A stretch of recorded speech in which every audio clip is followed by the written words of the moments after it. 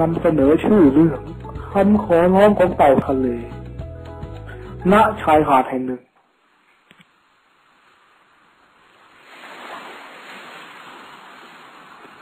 นั่นอะไรกันนี่มันอะไรกันเนี่ยเต่าทะเลชัดๆเลย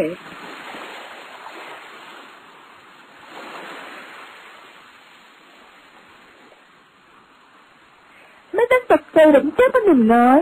หน้าที่ของฉันกำลังจะจบลงแต่ตอนนี้ก็ฝากดูแลลูกของฉันให้พวกเขาได้กลับคืนชีวิตสู่ธรรมชาติได้ปลอดภัยไปละไม่ต้องห่วงผมดูแลไข่พวกนี้ได้แน่โอ้นั่นไงเต่าน้อย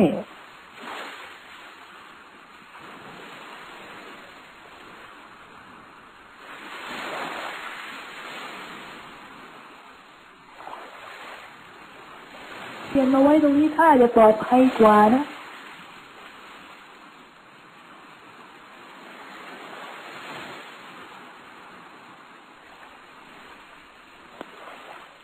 3 วันต่อมา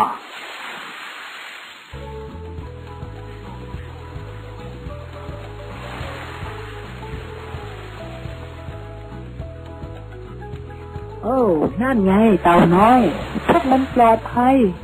หวังว่าพวกมันจะมีชีวิตที่ดีในทะเลนะลิกกี้เราไปกันได้แล้ว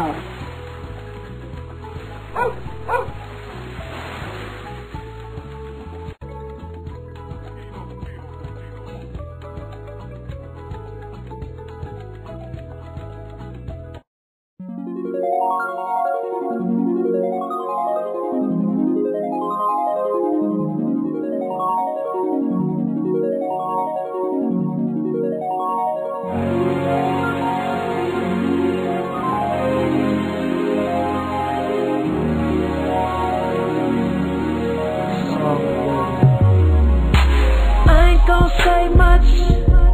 I'ma finish what's in my cup. Come over there with you,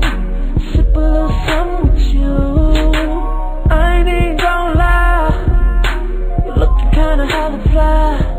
like you belong up in my ride. 'Cause baby tonight